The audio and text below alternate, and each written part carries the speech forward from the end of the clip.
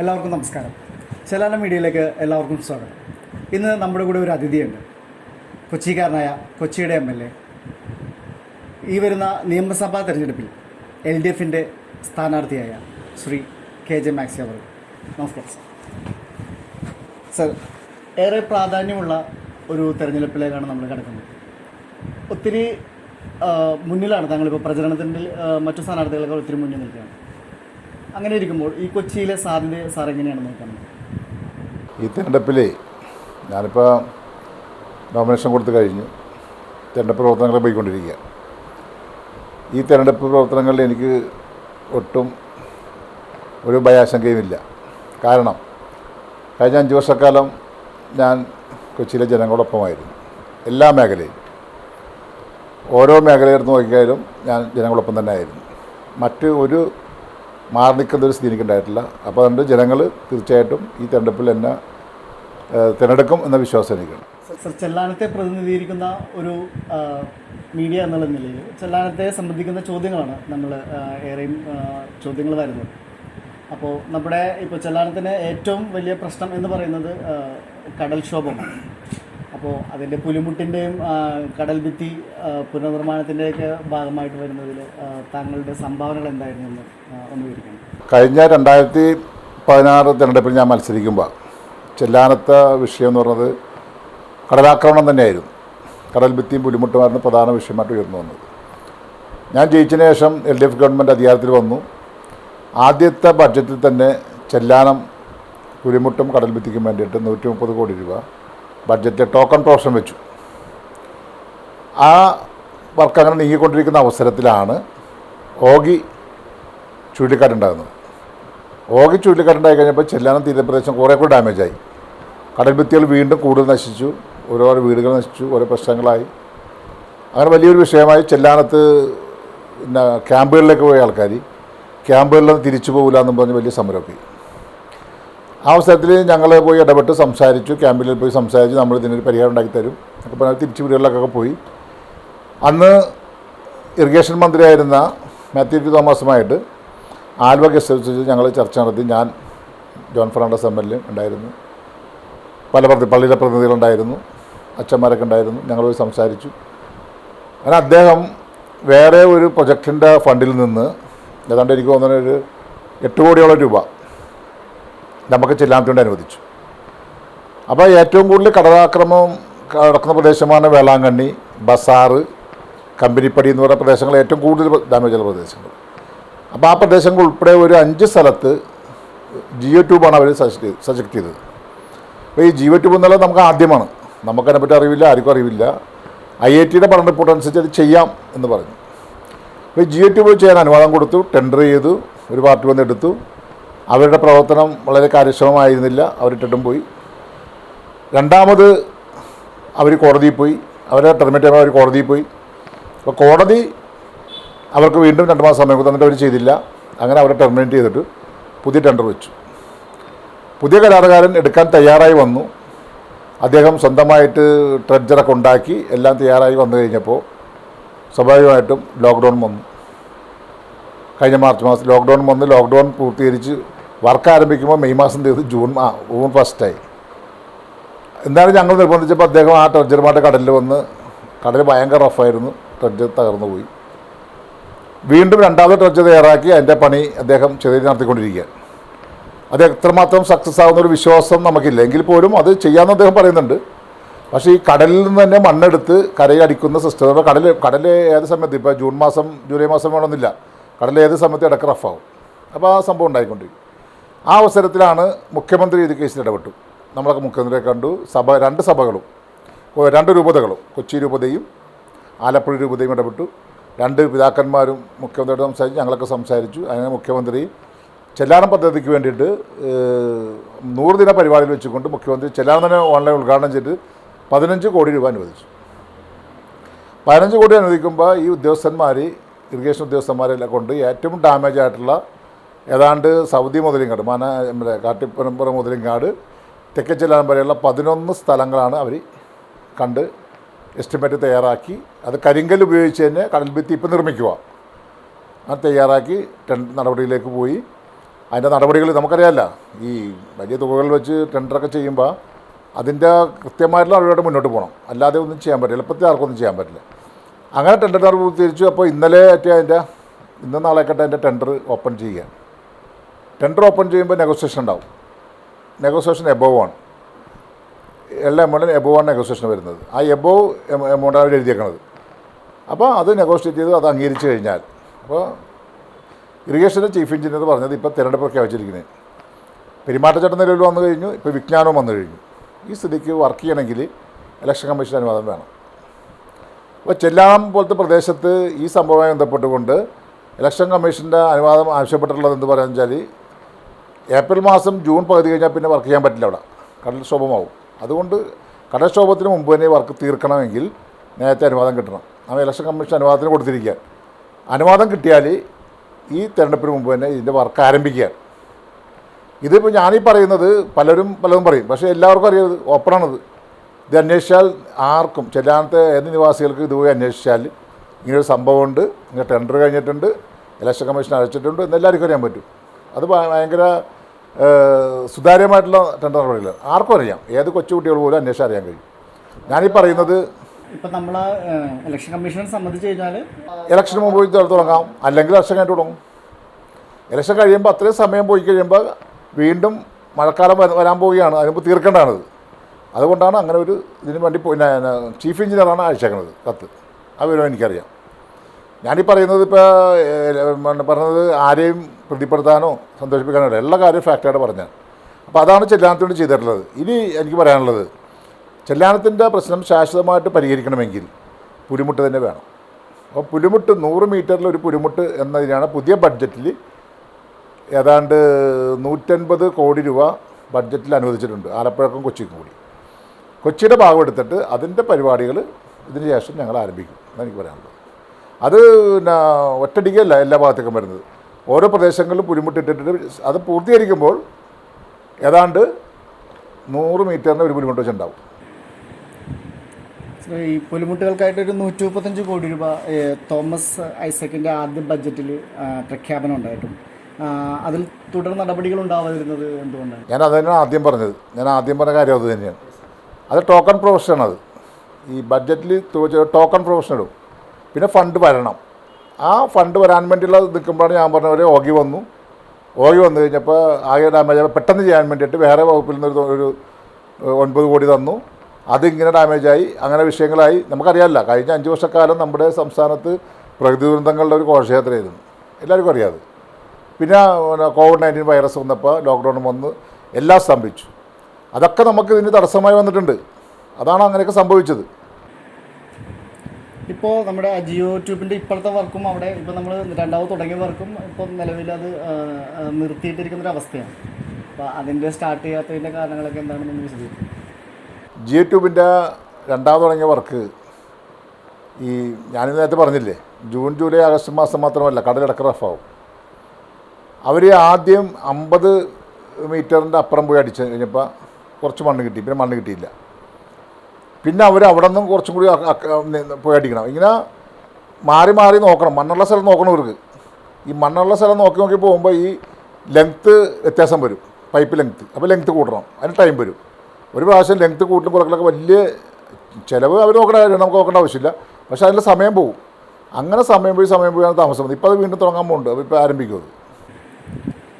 ഈ പുഴകളുടെയും തോടുകളുടെയും ഒരവസ്ഥയുണ്ട്. നമുക്കിപ്പോൾ കടൽ മാത്രമല്ല, ചെല്ലാനത്തെ സംബന്ധിച്ചിട്ട് ഒരു ദ്വീപ് പോലെയാണ്. ഒരു 2 സൈഡിലും വെള്ളം നിറഞ്ഞ് കെട്ടി നിൽക്കുന്നത്. അപ്പോൾ പുഴകളുടെയും തോടുകളിലും എക്കലടിഞ്ഞിട്ട് ഒരു വെള്ളപ്പൊക്കം നമ്മളുടെ അവിടെ ഒരു വലിയ പ്രധാന വെല്ലുവിളിയും പ്രശ്നമായിട്ട് നിൽക്കുന്ന ഒരു സമയമാണ്. അപ്പോൾ അതിന് വേണ്ടിയിട്ട് താങ്കൾക്ക് എന്താണ് ചെയ്യാൻ കഴിയുന്നത്? ചെയ്ത കാര്യമുണ്ട്, ഞാൻ പറയാം. ആദ്യം വിജയം കനാലെന്ന് പറയുന്നത് നമുക്കറിയാമല്ല, ചെല്ലാനത്തിൻ്റെ അത്ര തന്നെ നീളം അതിനുണ്ട്. ആ ഏതാണ്ട് എനിക്ക് തോന്നുന്നത് ആ അത്രയും കിലോമീറ്ററിൻ്റെ നീളമുണ്ട്. വിജയം കനാൽ കഴിഞ്ഞ സീസണിൽ വളരെ വൃത്തിയായി കൃത്യമായി ചെളി കോരി അതിൻ്റെ വർക്ക് നമ്മൾ ചെയ്യിച്ചാൽ. ഉപ്പത്തോട് കനാൽ 2-3 റീചാർട്ട് എടുത്തിട്ട് അതിൻ്റെയും നന്നായിട്ട് ചെയ്തതാണ്. എല്ലാം വിജയം കനാലും ഉപ്പത്തോട് കാടും ചെല്ലാനത്തെ ഏറ്റവും വലിയ 2 തോടുകളാണ്. ഈ 2 സാധനവും ഏറ്റവും നന്നായിട്ട് ഇറിഗേഷൻ ഡിപ്പാർട്ട്മെൻറ്റ് ചെയ്ത്. ചെറിയ തോടുകൾ മൈനർ ഇറിഗേഷൻ കുറേ ചെയ്ത് ചെല്ലാനത്ത്. കഴിഞ്ഞ ഒരൊറ്റ കടൽ കയറ്റത്തിന് ഈ വിജയങ്കനാൽ ആ കണ്ടക്കട ഭാഗത്ത് ഞാൻ പറഞ്ഞ മണ്ണ് ലെവലിൽ വന്നു പോയി, മണ്ണ് അടിച്ചു കയറി വന്നു. ആ സംഭവിക്കുന്നതാണ്. അപ്പോൾ കടലേറ്റത്തിലാണ് വീണ്ടും ഇത് നിറയുന്നത്, മണ്ണ് വന്നറിയുന്നത്.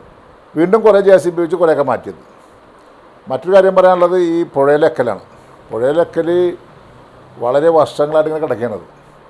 ഈ എക്കൽ അത് ഇപ്പോൾ ഗവൺമെൻറ് അത് മാറ്റിയെടുക്കാൻ വേണ്ടിയിട്ടുള്ള വലിയ ചർച്ചകളും കാര്യങ്ങളും ഒക്കെ നടന്നുകൊണ്ടിരിക്കുകയാണ്. അപ്പോൾ ഈ എക്കൽ മാറ്റണം എന്നുള്ളത് വളരെ പ്രധാനപ്പെട്ടൊരു വിഷയമാണത്. അപ്പോൾ കണ്ണമാലി പോലുള്ള പ്രദേശങ്ങളിൽ കാണാൻ മറ്റേ കല്ലഞ്ചേരി, കുമ്പളങ്ങി, പെരുമ്പടപ്പ് ഭാഗങ്ങളിലുള്ള എക്കൽ നീക്കം ചെയ്താൽ മാത്രമേ പിന്നെ ഈ വേലിയേറ്റത്തിന് വെള്ളം കയറുന്ന ഇതിൽ നിന്ന് നമുക്ക് ഒഴിവാക്കാൻ പറ്റുള്ളൂ. അതുകൊണ്ടിപ്പോൾ ചെറിയൊരു വേലിയേറ്റുണ്ടായി തന്നെ എല്ലാ വീടുകളിലും വെള്ളമാണ്. ചില പ്രദേശങ്ങൾ കുമ്പളങ്ങിയിലുണ്ട്, കണ്ണമാലിലുണ്ട്, ചെല്ലാനത്തുണ്ട്, ചില പ്രദേശങ്ങളിലൊക്കെ ഉണ്ട്, കിഴക്കൻ പ്രദേശങ്ങളിലൊക്കെ വെള്ളം കയറുന്നുണ്ട്. അപ്പോൾ എന്തായാലും അതൊരു വലിയ പദ്ധതിയായിട്ട് കണ്ടുകൊണ്ട് തന്നെ എക്കൽ നീക്കാനുള്ള ഒരു സമഗ്ര പദ്ധതിക്ക് രൂപം കൊടുത്ത് തയ്യാറാക്കി നടപ്പിലാക്കുമെന്നാണ് എനിക്ക് പറയാനുള്ളത്. സാർ, നമ്മുടെ ചെല്ലാനത്ത് ഏറ്റവും കൂടുതൽ കടലാക്രമണം നേരിടുന്ന സ്ഥലമാണ്. അപ്പോൾ അവിടെ നമുക്ക് കഴിഞ്ഞ പ്രാവശ്യം സാറിന് വോട്ട് കുറഞ്ഞതുകൊണ്ട് നമ്മളുടെ ആ ഭാഗത്ത് ഒരു വികസന പ്രവർത്തനങ്ങളും അല്ലെങ്കിൽ ഒരു കല്ല് ഞാനിടില്ല എന്നുള്ളൊരു രീതിയിൽ ഒരു റൂമർ ഇറങ്ങുന്നുണ്ട്. അപ്പോൾ അതിൻ്റെ സത്യാവസ്ഥയെക്കുറിച്ചൊന്ന് പറയാം. അത് വെറുതെ തെറ്റിദ്ധാരണ. അത് അങ്ങനെ ഒരു വാക്ക് എൻ്റെ വായിൽ നിന്ന് വരില്ല, ഒരിക്കലും വരില്ല. നമ്മുടെ നിഘണ്ടുവിൽ അതില്ല. ഞാൻ കഴിഞ്ഞ തിരഞ്ഞെടുപ്പിൽ ഇവിടെ മത്സരിച്ചത് LDFൻ്റെ സ്ഥാനാർത്ഥിയായിട്ടാണ്. ജയിച്ചു കഴിഞ്ഞപ്പോൾ എനിക്ക് സ്വീകരണം തന്നു, എല്ലാ ഭാഗത്തും സ്വീകരണം തന്നു. പ്രത്യേകിച്ച് ചെല്ലാനത്ത് ഞാൻ പറഞ്ഞൊരു വാക്കുണ്ട്, ഞാനിനി കൊച്ചിയുടെ MLA ആയിരിക്കും എന്ന് പറഞ്ഞത്. LDFൻ്റെ സ്ഥാനാർത്ഥി ജയിച്ചെങ്കിലും കൊച്ചിയുടെ MLA ആയിരിക്കും. അപ്പോൾ എല്ലാ ജനങ്ങളും ഒരുപോലെയാണ്. അങ്ങനെയാണെങ്കിൽ നിങ്ങളൊരു കാര്യം മനസ്സിലാക്കേണ്ടത്, ചെല്ലാനത്ത് ഉള്ള വാർഡുകൾ നിങ്ങളെടുത്ത് നോക്ക്. UDF കൗൺസിലർമാരുടെ പഞ്ചായത്ത് മെമ്പർമാർ വാർഡിൽ പോലും ഞാൻ ഫണ്ട് കൊടുത്തിട്ടുണ്ട്, കുറേ കാര്യങ്ങൾ ചെയ്തിട്ടുണ്ട്, ഒരുപാട് കാര്യങ്ങൾ. ഇപ്പോൾ പുത്തൻതോട് പള്ളിയുടെ മുമ്പിലുള്ള തോട് അന്ന് LDFൻ്റെ അന്ന് ഇവിടുത്തെ വാർഡ് മെമ്പർ LDF അല്ല, അത് BJPക്കാരനായിരുന്നു. അത് BJPക്കാരൻ പറഞ്ഞുകൊണ്ടേതല്ല, ആ അച്ചമ്മന്ന് പറഞ്ഞുകൊണ്ടേതാണ്, അവിടെ ജനങ്ങളെന്ന് പറഞ്ഞുകൊണ്ടേതാണ്. അപ്പോൾ ചെല്ലാനത്ത് അങ്ങനെ വോട്ടിൻ്റെ വിഷയം അവിടെ ഇല്ല. വോട്ട് നമ്മൾ ജയിച്ചു കഴിഞ്ഞാൽ പിന്നെ കൊച്ചി MLA എന്ന് ഞാൻ പറയുമ്പോൾ അവിടെ ഇന്ന സ്ഥലത്ത് ചെയ്തില്ല, അങ്ങനത്തെ ഒരു വിഷയം അവിടെ ഇല്ല. ചെല്ലാനത്ത് എന്നുള്ള പിന്നെ എനിക്ക് ഭൂരിപക്ഷമൊന്നും കിട്ടിയിട്ടില്ല, ഉറപ്പാണ്. പക്ഷേ അതുകൊണ്ട് ഞാൻ അങ്ങനെ ചെയ്യില്ല എന്ന് പറയില്ല. പക്ഷേ ചെല്ലാനത്തെ ജനങ്ങൾ എനിക്ക് വോട്ട് ജനങ്ങളുണ്ട്, ഒരുപാട് ജനങ്ങൾ വോട്ട് ചെയ്തിട്ടുണ്ട്. അവർക്കൊരു വിശ്വാസമുണ്ട് ജയിച്ചു വന്നാൽ ഞങ്ങളെ സഹായിക്കുമെന്ന്. അപ്പോൾ അതുകൊണ്ട് ആ ഒരു സംഭവം ഞാൻ ചിന്തിച്ചിട്ട് പോലും ഇല്ല. അത് ഈ സമയത്ത് തിരഞ്ഞെടുപ്പ് സമയത്ത് തെറ്റിദ്ധാരണ ഉണ്ടാക്കാൻ വേണ്ടിയിട്ട് പലരും പറഞ്ഞിറക്കുന്ന ഒന്നാണത്, ഒരിക്കലും ഇല്ലത്. അത് എൻ്റെ ഓഫീസുമായിട്ട് ബന്ധപ്പെട്ടത് നിങ്ങൾക്ക് അറിയാൻ പറ്റും. ഓഫീസിൽ വന്ന ചെല്ലാനത്തെ ജനങ്ങൾ എല്ലാവരും ഓഫീസിൽ വന്ന് പോണവരാണ്. ഞാൻ ഈ പ്രാവശ്യം ഈ പഞ്ചായത്ത് ഇലക്ഷൻ കഴിഞ്ഞപ്പോൾ എൻ്റെ ഓഫീസിലേക്ക് 2020 എല്ലാ മെമ്പർമാരും കയറി വന്നു. എല്ലാവരെയും വിളിച്ചിരുത്തി അവർക്ക് ചായയും കൊടുത്ത് അവരോട് സംസാരിച്ച് ആണ് പോയത്. ആദ്യം തന്നെ ഒരു PWD വർക്കുന്നത് 2020 ജയിച്ച ആളുടെ പിന്നെ വാർഡിലാണ്. ഞാനാ പോയിരുന്നത് ഉദ്ഘാടനം, അദ്ദേഹത്തെ വെച്ചത് ഉദ്ഘാടനം ചെയ്ത് കൊടുത്ത്. അല്ലെങ്കിൽ എനിക്ക് വേണ്ടെന്ന് പറയല്ല, ഇതിനാണല്ല, അങ്ങനെ ഒരിക്കലും ചെയ്യില്ല. ജനങ്ങളുടെ ആവശ്യങ്ങൾക്ക് വേണ്ടി മാത്രമേ. പിന്നെ റോഡുകളുടെ ഇത് അങ്ങനെയാണെങ്കിൽ ചെല്ലാനത്ത് ഇപ്പോൾ ചെല്ലാനം പഞ്ചായത്തിൽ കഴിഞ്ഞ ദിവസം ഒരു BMBC ഇറങ്ങി വിളംബരം കഴിഞ്ഞു, പിന്നെ ചീരട വരെ കഴിഞ്ഞു. അത് തുടർന്ന് കണ്ണമാലി വരെയും കണ്ടക്കട വരെ ഒരു വർക്കുണ്ട്. പിന്നെ കണ്ടക്കട ജംഗ്ഷൻ മുതൽ അറ്റം വരെയും BMBC വർക്ക് ടെൻഡർ കഴിഞ്ഞിടക്കുകയാണ്. ആ വർക്കൊക്കെ ഇതിൻ്റെ ഭാഗമായിട്ട് ചെയ്യുകയാണ്. അതുപോലെ തന്നെയാണ് നമ്മുടെ കണ്ടക്കട ജംഗ്ഷൻ മുതൽ കുമ്പളങ്ങ വരെയുള്ള ആ റോഡുണ്ടല്ലോ, അത് 4 വരി പാതയായിട്ട് 30 കോടി രൂപ കിഫ്ബിയിൽ അനുവദിച്ച് അതിൻ്റെ വർക്ക് നടക്കാൻ പോവുകയാണ്. അപ്പോൾ ഈ പ്രദേശത്ത് അതൊക്കെ ആ പ്രദേശ ജനങ്ങൾക്കല്ലേ. പിന്നെ കുമ്പളങ്ങിൽ നിന്ന് പിന്നെ കെൽട്ടോൺ പാലത്തിൻ്റെ പണി പൂർത്തിയായാൽ ചെല്ലാനത്തുകാർക്കും ഒക്കെ വളരെ ആശ്വാസം കിട്ടുന്നതാണ്. ഇതൊക്കെ ഈ പ്രദേശം ചെയ്യാൻ. പിന്നെ അവിടുത്തെ വാർഡുകളിൽ ഏറ്റവും കൂടുതൽ വർക്ക് ഞാൻ ഫണ്ട് ഉപയോഗിച്ചിട്ടുള്ളത് ചെല്ലാനത്ത് വേണ്ടിയിട്ടാണ് എനിക്ക് തോന്നുന്നു. ഓരോ വാർഡുകൾ എടുത്ത് നോക്കിയാൽ അവർക്കറിയാം. അവിടുത്തെ പഴയ പഞ്ചായത്ത് മെമ്പർമാരെയും പുതിയ പഞ്ചായത്ത് മെമ്പർമാരെയും ചോദിച്ചാൽ അവിടെ ചെയ്യാനറിയാം. പാലങ്ങളുടെ കാര്യം കൂടി പറയുന്നുണ്ട്. ജനങ്ങളൊന്ന് പറയുമ്പോൾ നമ്മൾ പാലങ്ങൾ എടുത്തു കൊടുക്കും. ഇപ്പോഴത്തെ പഞ്ചായത്ത് പ്രസിഡൻറ്റിൻ്റെ പഴയ വാർഡിൽ ഒരു പാലം അവിടുത്തെ ഇലക്ഷൻ നിൽക്കുമ്പോൾ അവരെന്ന് പറഞ്ഞാൽ ഞങ്ങൾക്കൊരു പാലം വേണം, അതൊരു INTC ഓഫീസിൻ്റെ സൈഡിലുള്ളത് പാലം വേണം റോഡ് വന്നിട്ട് ആ പാലം പണി പൂർത്തീകരിച്ചു. ആ റോഡിൻ്റെ എസ്റ്റിമേറ്റ് തയ്യാറാക്കി 60-70 ലക്ഷത്തിൻ്റെ റോഡാണത് അപ്പുറത്തേക്ക് വരുന്നത്. അത് ആദ്യം എടുക്കാനല്ലായിരുന്നു, ഇപ്പോൾ ആളൊന്നും എടുത്തിട്ടുണ്ട്. അതിൻ്റെ വർക്ക് ആരംഭിക്കാൻ പോവുകയാണ്. ഇപ്പോൾ അതിനുശേഷം കുറച്ച് പിന്നെ പട്ടികജാതി വിഭാഗത്തിൽപ്പെട്ട ആൾക്കാർ വേണ്ടി ഒരു പാലം വേണമെന്ന് ആവശ്യപ്പെട്ടു. ആ പാലം അതിന് 2 കൊല്ലം മുമ്പ് ആവശ്യപ്പെട്ടാണ്. അന്ന് തന്നെ എൻ്റെ നടപടി തുടങ്ങിയാണ്. കോവിഡ് വന്നൊക്കെ പെൻഡിങ്ങായി. ഇപ്പോൾ ആ പാലം ഓർഡറായി ടെൻഡറായി എല്ലാം ഓർഡറും പൂർത്തീകരിച്ചപ്പോൾ അതിനെതിരെ വരുന്നു. നാടിൻ്റെ വികസനത്തിന് നമ്മൾ എതിര് നിൽക്കരുത്. ആരായാലും ഒരു പാലം വന്നാൽ ആ പാലം അവിടെ വേണ്ട, ആ പാലം ഇപ്പുറം വേണമെന്ന് പറഞ്ഞാൽ അപ്പുറത്ത് പാലം വേണമെങ്കിൽ ആ പാലം ഞാൻ പറഞ്ഞു കൊടുക്കും. ഉറപ്പാണത്, ഒരു മാറ്റമില്ല. അവിടുത്തെ കോൺട്രവേഴ്സി എന്താണെന്ന് വെച്ചാൽ സാർ, നമ്മളത് അവിടെ അപ്രോച്ച് റോഡിന് പോലും ഒരു പരിസ്ഥിതി ഇല്ലാത്തൊരു സ്ഥലത്ത് അപ്രോച്ച് റോഡിന് സ്ഥലം കണ്ടെത്തിയിട്ടുണ്ട്. ഞാനവിടെ പോയി നിന്ന ആളാണ് ആദ്യം 2 കൊല്ലം മുമ്പ്. അപ്രോച്ച് റോഡ് 2 സൈഡിലേക്കും പോകും. അപ്പോൾ ആ അപ്രോച്ച് റോഡിന് ആ നേരെ പാലം ചെല്ലുന്ന സ്ഥലം കൊടുക്കാമെന്ന് പറഞ്ഞിട്ടുണ്ട്. ഈ പാലം വന്ന് നിൽക്കുന്നതിൻ്റെ മുമ്പിലെ സ്ഥലത്തിൻ്റെ ഉടമയുണ്ട്. അദ്ദേഹത്തിൻ്റെ പറമ്പിൽ കൂടി അപ്രോച്ച് റോഡിന് സ്ഥലം 2 സൈഡിലേക്ക് കൊടുക്കും. അതിൻ്റെ അടിസ്ഥാനത്തിലുള്ള പാലം പണിയാൻ പോകുന്നത്. അവിടെ ഇനി ആ സ്ഥലം ഉടമ അവിടെ എന്തെങ്കിലും സാധനം കൊണ്ടുവന്നാൽ അത് ചില്ലാത്തൊരു വികസനമല്ലേ അത്. അവിടെ എന്തെങ്കിലും വന്നാൽ, ഒരു സ്ഥാപനം വന്നാൽ, ആ സ്ഥാപനത്തിലേക്ക് 2-3 ആൾക്കാർ വന്നാൽ, ആ പ്രദേശത്തേക്ക് ഒരു വണ്ടി വന്നാൽ, അതൊന്ന് സാധനം മേടിച്ചാൽ, അതൊക്കെ നാടിൻ്റെ വികസനമാണത്. അത് കാണാണ്ട് വ്യക്തിപരകം പോലെ സംസാരിക്കരുത്. കാരണം അന്ന് അവിടെ പാലം ഉദ്ഘാടനം ചെയ്യാൻ ഞാൻ ചെന്നു. ഇപ്പോൾ 2 പാലമാണ്. ആ പുഴയിൽ പാലം എന്ന് പറഞ്ഞ പാലം വേര് പിടിച്ച് ഏത് നിമിഷം താഴത്തേക്ക് ആര് പിടിച്ച് നിൽക്കുന്നത്. 2നും ഉദ്ഘാടനം വെച്ച് അവിടെ 2020 എന്ന് പറഞ്ഞ് പ്രതിഷേധമായിട്ട് വന്നു. ഈ 2020-കാർ ഞാൻ പറഞ്ഞില്ല, ആദ്യം ജയിച്ചപ്പോൾ എൻ്റെ ഓഫീസ് വന്നിട്ടാണ്. അവിടെ ഞാൻ പറയും, വികസനത്തിന് എന്ത് വികസനം ആവശ്യമുണ്ടെങ്കിലും ഞാൻ ഒന്നും രാഷ്ട്രീയം നോക്കാത്ത ആളാണ്, എല്ലാവർക്കും ഞാൻ ചെയ്തു കൊടുക്കുന്ന ആളാണ്. നിങ്ങൾ നിൽക്കാന്നൊക്കെ പറഞ്ഞ് വളരെ സന്തോഷത്തിൽ പോയവരാണ്. പിന്നെ സമരോട്ട് തന്നെ എന്തിനാണ് അവർ പറഞ്ഞാൽ ആ പാലം അവിടെ വേണ്ട പാലം ഓരോരുത്തർ ഇഷ്ടത്തിന് പാലം മാറ്റാൻ പറ്റുമോ? ഈ പാലം പണി എന്ന് പറയുന്നത് നിസ്സാരകാര്യമല്ലത്. അത് ഡിപ്പാർട്ട്മെൻറ്റുകളിലുള്ള എല്ലാ നടപടിയും പൂർത്തിയാക്കിയതാണ്. ഞാൻ ഫണ്ട് അനുവദിച്ചു, എസ്റ്റിമേറ്റ് എടുത്തു, അതിന് AS കിട്ടി. അതിന് TS എന്ന് പറയുമ്പോൾ അത് 2-3 ഡിപ്പാർട്ട്മെൻറ്റാണത്. ഇറിഗേഷൻ്റെ മുകളിൽ കൂടെ പാലം പോകണം. ഇറിഗേഷൻ ഡിപ്പാർട്ട്മെൻറ്റ് അംഗീകാരം വേണം, പഞ്ചായത്തിൻ്റെ അംഗീകാരം വേണം, അങ്ങനെ PWD അംഗീകാരം വേണം. റോഡ് PWD ആണ് കിടക്കുന്നത്. എല്ലാ നടപടികളും പൂർത്തീകരിച്ച് പാലം പണി തുടങ്ങാൻ പോകുമ്പോൾ ഉദ്ഘാടനം എന്ന് പറയുമ്പോൾ ഇങ്ങനെ പ്രശ്നം ഉണ്ടാക്കുന്നില്ല. അപ്പോൾ അതിനകത്ത് വ്യക്തിരാഷ്ട്രീയം കാണുന്നുണ്ട് ആൾക്കാർ, വ്യക്തിഗത കാണുന്നുണ്ട്. അതാണ് ഞാൻ കാണുന്നത്. ഇതിൻ്റെ അടുത്തൊരു ചോദ്യം എന്ന് പറയുന്നത് സാർ, നമ്മുടെ ഹാർബറിൻ്റെ ഇപ്പോൾ 2ാം ഘട്ട നിർമ്മാണ ഉദ്ഘാടനം കഴിഞ്ഞിട്ടുണ്ടായിരുന്നു. അപ്പോൾ അതിൻ്റെ ഭാവി എന്താണെന്നുള്ളതാണ്, അതിൻ്റെ തുടർ നടപടികൾ എന്തൊക്കെയാണെന്നുള്ളതാണ്. ഹാർബറിനെ പറ്റി പറയുമ്പോൾ കുറച്ച് നേരം കൂടുതൽ പറയാണ്ടിരിക്കാൻ പറ്റില്ല. ഇത് VS ഗവൺമെൻറ് കാലത്താണ് ഹാർബർ എന്ന് പറഞ്ഞ ആശയം കൊണ്ടുവരുന്നത്. അതിനു മുമ്പ് ഇങ്ങനെ പലരും പറഞ്ഞു പോയിരുന്നു, ഹാർബർ എന്ന് പറഞ്ഞു പോയിരുന്നു. അന്നാണ് ഹാർബർ വരുന്നത്. ഈ ശക്തിയായ തിരടിക്കുന്ന കടലിലാണ് ഹാർബർ വരുന്നത്. ഈ ശക്തിയായ തിര നിർത്തണമെങ്കിൽ വലിയ പുലിമുട്ട് പണിയണം. അന്ന് വലിയ പുലിമുട്ട് പണിത് വള്ളങ്ങൾക്ക് അടുക്കാനുള്ളൊരു സൗകര്യം മാത്രമേ ഉണ്ടായിരുന്നുള്ളൂ ആ ഗവൺമെൻറ് കാലത്ത്. വള്ളങ്ങൾക്ക് കയറി വരാനുള്ള സൗകര്യം കടലിൻ്റെ ശക്തിയായ കടലില്ലാതെ വള്ളങ്ങൾ കയറി വന്നു. ഒരു ഹാർബറിൻ്റെ രൂപം, ഒരു പുലിമുട്ട്, ഹാർബർ എന്ന് പറയാൻ പറ്റില്ല അതിനാ, അതാണ് ഉണ്ടായിരുന്നത്. പേര് ഹാർബർ എന്ന് പറഞ്ഞു. അതിനുശേഷം UDF ഗവൺമെൻറ് അധികാരത്തിൽ വന്നു. ആ പുലിമുട്ട് ഹാർബറിന് വേണ്ടിയിട്ട് 1 രൂപ അവർ മാറ്റി വെച്ചില്ല. 5 വർഷം അവർ സുഖമായിട്ട് ഭരിച്ചതല്ലേ. ഒരു UDFൻ്റെ MLA വരുന്നു ഇവിടെ, ഒരു സാധനം ചെയ്തില്ല. വീണ്ടും 2016 LDF ഗവൺമെൻറ് അധികാരത്തിൽ വന്നപ്പോൾ നമ്മൾ അന്നത്തെ പ്രകടന പത്രികയിൽ ഞാൻ ഈ മണ്ഡലത്തിൻ്റെ പ്രകടനത്തിൽ ഞാൻ പറഞ്ഞിരുന്നു ഹാർബർ പണി പൂർത്തീകരിക്കും, 2ാം ഘട്ടം പൂർത്തീകരിക്കുന്നു. കാരണം അവരാരും പറഞ്ഞിട്ടില്ല. ഞാൻ MLA വന്നു കഴിഞ്ഞപ്പോൾ ഒരു 3-4 മാസം കഴിഞ്ഞപ്പോൾ അവിടെ ഒരു സമരം, ഹാർബറിൻ്റെ മുമ്പിൽ വലിയൊരു പന്തലിൽ ഡെയിലി സമരം. ഹാർബർ LDF ഗവൺമെൻറ് ഹാർബർ പണിയില്ല, MLA ശ്രദ്ധിക്കുന്നില്ല, ഹാർബർ മത്സ്യത്തൊഴിലാളി കഷ്ടത്തിലായി, ഇത് മാത്രമേ ഉള്ളൂ, വലിയ സമരം. ഞങ്ങൾ പറഞ്ഞു ഗവൺമെൻറ് കൊണ്ട് ഇപ്പോൾ 1 കൊല്ലം ആകാൻ പോകുന്നേ ഉള്ളൂ, ഹാർബർ ഞങ്ങൾ പണിയും. അപ്പോൾ ഓരോ ദിവസം ഓരോ സമരക്കാരാണ്.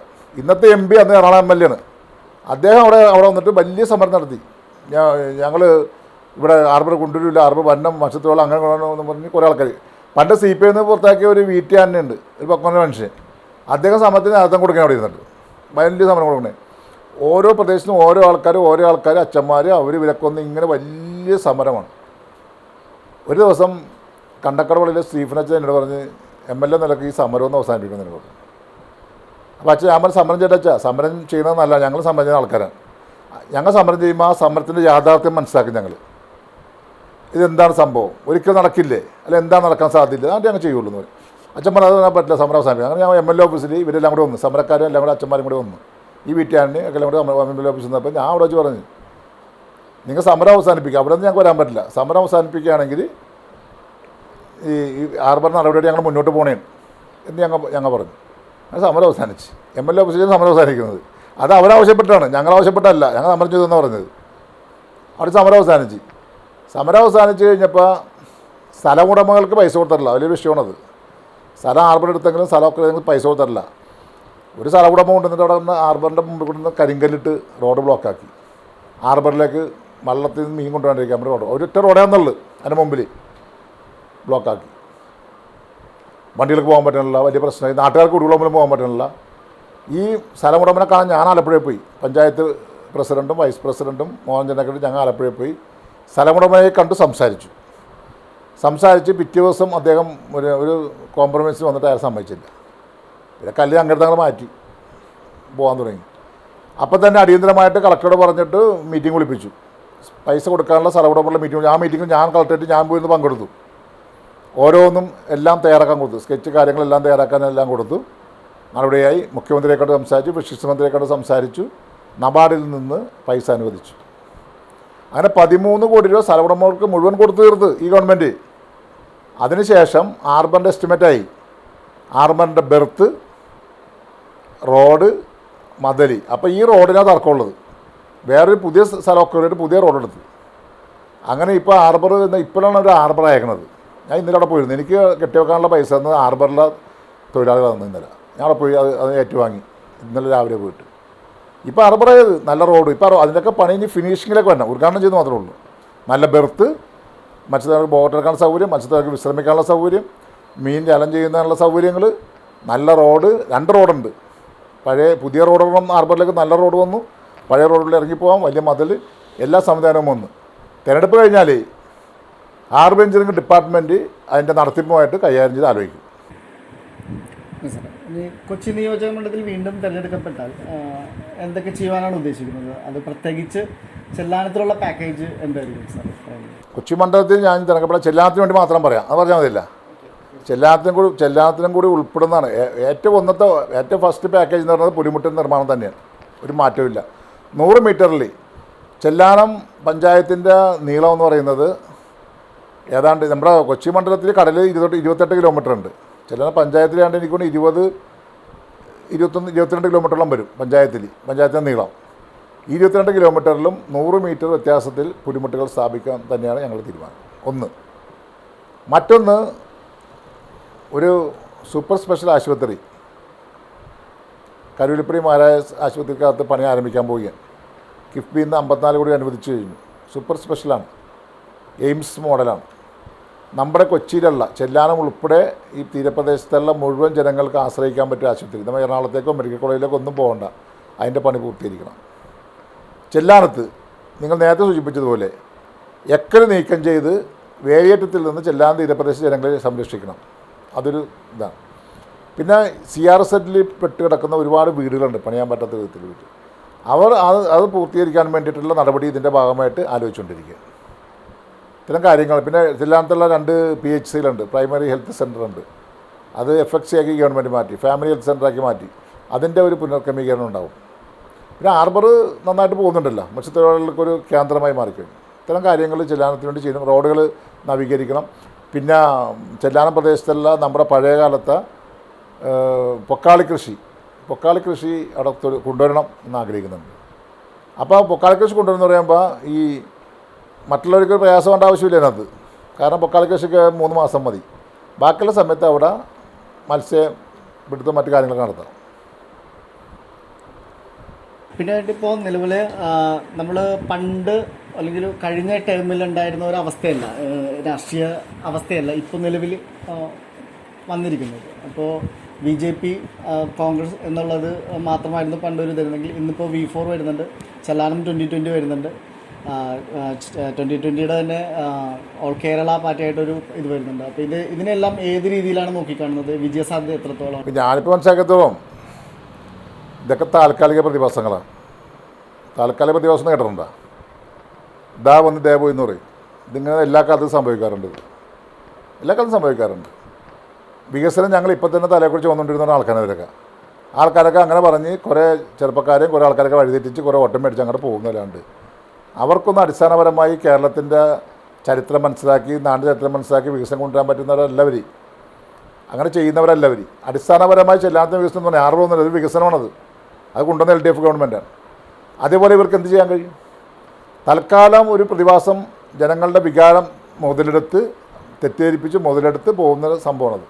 ഇപ്പോൾ ഞാൻ പറയട്ടെ, ഇപ്പോൾ ഞാൻ എന്നെ സ്ഥാനാർത്ഥി പ്രഖ്യാപനം വരുന്നതിന് മുമ്പ് സ്ഥാനാർത്ഥിയായിട്ട് പ്രഖ്യാപിച്ച ആളാണ് V4-ൻ്റെ നിബിൻ ചെറിയാൻ. അദ്ദേഹത്തിന് ഇപ്പോൾ അനക്കൂല്ലല്ലോ. കുറച്ച് ദിവസമായിട്ട് ഒരു അനക്കൂല്ല. ഇപ്പോൾ പോസ്റ്റ് അടിച്ച പോസ്റ്റ് മാത്രമുണ്ട്. ഇപ്പോൾ ഒരു അനക്കൂല്ല. പുള്ളി എവിടെയെന്ന് അറിയാൻ പാടില്ല. എനിക്ക് തോന്നണത് വല്ല കച്ചവട രാഷ്ട്രത്തിൻ്റെ ഭാഗമായിട്ട് പുള്ളി മാറാമെന്ന് എനിക്ക് സംശയമുണ്ട്. ഇപ്പോൾ അനക്കൂല്ല ഉള്ള 2020 എന്നും പറഞ്ഞ് വന്നു. ഈ 2020 എന്നൊക്കെ പറയുന്ന വന്നിട്ട് എന്താണ് ഇവിടെ ചെയ്യാൻ പോകുന്നത്? അടിസ്ഥാനപരമായി നാടിൻ്റെ വികസനത്തിന് വേണ്ടി ഇവർക്കൊന്നും ചെയ്യാൻ കഴിയില്ല. ഇതൊക്കെ താൽക്കാലിക പ്രതിഭാസമെന്ന് ഞാൻ പറയുള്ളൂ. ഓക്കെ സാർ, എല്ലാ വിജയാശംസകളും. ഇത്ര നേരം ഞങ്ങളോട് സഹകരിച്ചതിന് നന്ദി.